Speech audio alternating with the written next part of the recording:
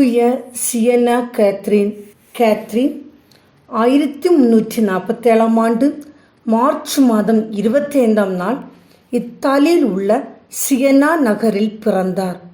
இவருடைய பெற்றோர் ஜாக்கோபா மற்றும் லாபோ பெமினிகாசா என்பவர் ஆவார். இவர் குடும்பத்தில் 25வது குழந்தை. கேத்ரின் சிறு வயதிலிருந்தே கடவுள் மீதும் அன்னை மரியாவின் மீதும் அதிகமான பக்தி கொண்டு வாழ்ந்து வந்தார். இவர் ஒவ்வொரு முறையும் வீட்டு மாடிப்படியை ஏறி இறங்கின்ற போது அருள் நிறைந்த மரியே வாழ்க என்ற மந்திரத்தை சொல்லிக்கொண்டே இருப்பார். இவர் அதிக அழகோடு இருந்தார்.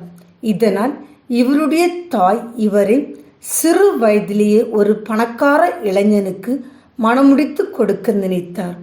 ஆனால் இவரும் தான் யாரையும் மணக்கப் போவதில்லை, கிறிஸ்துவுக்கே தன்னை முழுமையாக அர்ப்பணிக்கப் போவதாக இருக்கிறேன் என்று சொல்லி தன்னுடைய லட்சியத்தில் மிக உறுதியாக இருந்தார்.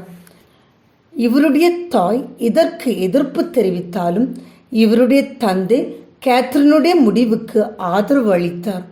இதனால் இவர் வீட்டில் இருந்த ஓர் அறையில் தன்னை அடைத்து கொண்டு ஜெபத்திலும் தவத்திலும் தன்னுடைய வாழ்க்கையை முழுமையாக செலவழித்தார்.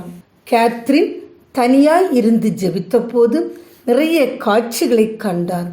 அதில் ஒரு காட்சியில் மரியாவும் இயேசுவும் இவரை பார்க்க வந்தனர். இயேசு இவருடைய கைகளை பிடித்து கொண்டு இவருக்கு மோதிரம் ஒன்றை பரிசாக அளித்துவிட்டு சென்றார்.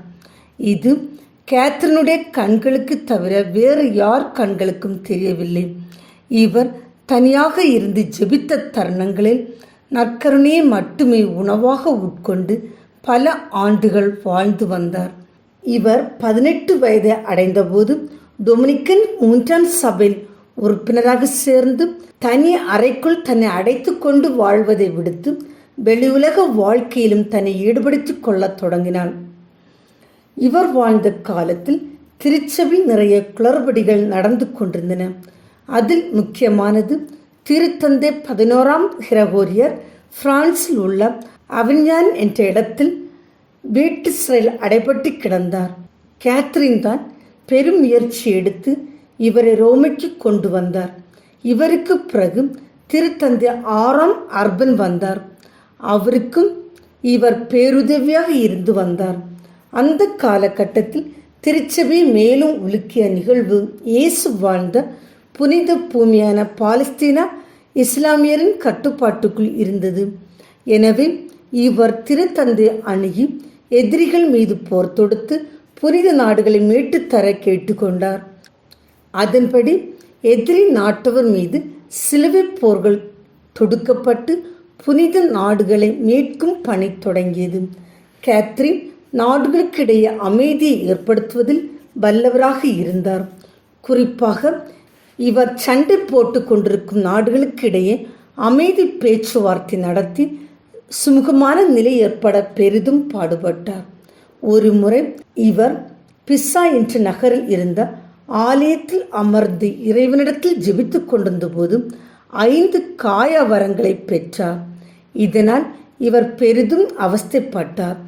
ஆண்டவரிடம் இதை தன்னிடமிருந்து நீக்கி விடுமாறு கேட்டார். ஆனால் ஆண்டவரும் 5 காயங்களும் இவருக்கு இருக்குமாறு பணித்தார். இவர் ஜெப வாழ்விற்கு அதிக முக்கியத்துவம் தந்தார்.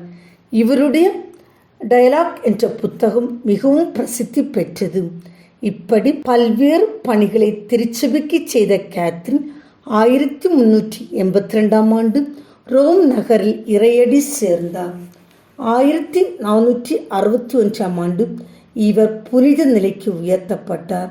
1970ஆம் ஆண்டு அப்போது திருத்தந்தையாக இருந்த 6ஆம் சின்னப்பர் இவரை திருச்சபையின் மறை வல்லுநராக உயர்த்தினார். இவர் நற்கருணை ஆண்டவரிடத்தில் ஆழமான அசைக்க முடியாத பக்தி கொண்டு வாழ்ந்தார். இவர் நற்கருணையை மட்டுமே உணவாக உட்கொண்டு பல ஆண்டுகள் வாழ்ந்தார். நற்கருணையை வாழ்வளிக்கும் உணவாக பார்த்தார். ஆகவே தூய சியன்னா கேத்ரின் விழாவை கொண்டாடும் இந்த நல்ல நாளில் நாமும் அவரை போன்று நற்கருணை ஆண்டவரிடத்தில் அதிக பக்தி கொண்டு வாழ்வோம். இந்த உலகில் அமைதியை ஏற்படுத்தும் கருவிகளாகவும் அதன் வழியாக இறைவனுடைய ஆசை நிறைவாய் பெறுவோம். தூய சியனா கேத்ரின் எங்களுக்காக வேண்டிக் கொள்ளும்.